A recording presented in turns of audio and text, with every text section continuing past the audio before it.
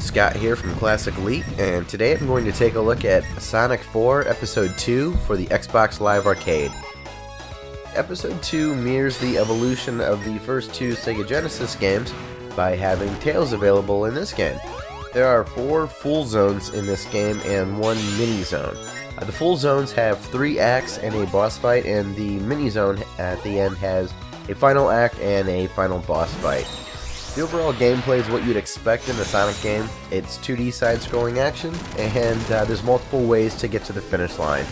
There's another throwback in this game where you can play as Metal Sonic in both episodes 1 and 2, just like you could play as Knuckles in Sonic 2 and 3 if you had those carts back in the day. I'm one of those people that actually enjoyed episode 1, so I was really interested to see what changes they made for this episode. I read that the physics engine was completely different, but honestly I can't really tell. Sonic still feels very sluggish to get moving, and taking as long as it does to build momentum causes some frustrating and unfair deaths at times. Now the controls in this game aren't horrible, but they're not perfect. They just don't feel like an old Sonic game like I was told they were going to.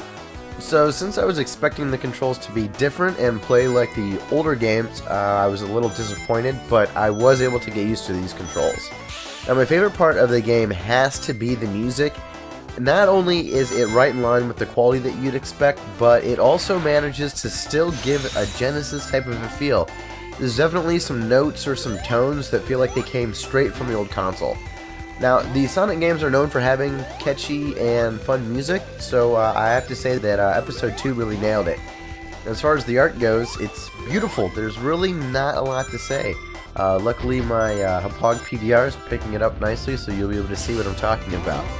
In addition to the traditional gameplay mechanics in this game are that Sonic and Tails can actually combine to make different abilities. So you can fly a bit, have kind of a super spin attack, and also swim. Which was nice because I hate the water levels, and there's a lot of water in one of the sections in this game.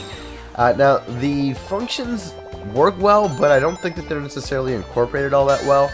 Too often they do break up the flow of the level, and there's probably some times where you're going to blame this mechanic on a death or two. And even though this game does have some cheap deaths, there are definitely some sections where the game requires just skill to get through it, and when you finally do advance, it feels really satisfying. And the times where they nailed this type of a balance really do give it an old school Sonic feel. The game does have local and online co-op, which is fantastic. The old Sonic 2 game had co-op. The online portion works really well. I was impressed. It took no time at all for me to log in, get matched up with someone, and go ahead and get playing. Another cool feature with the multiplayer is that you have access to any level in the game, even if you haven't unlocked it in the single player mode.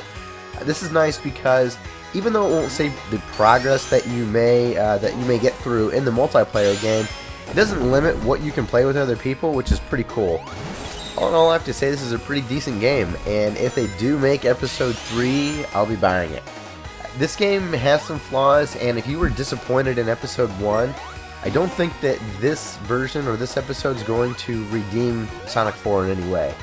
But if you enjoyed Episode 1, then you definitely need to get Episode 2 and hope that they make an Episode 3. Please be sure to subscribe to our YouTube channel, like our Facebook, follow us on Twitter, and if you enjoyed my commentary, you can listen to our podcast at ClassicElite.com. Thanks for watching.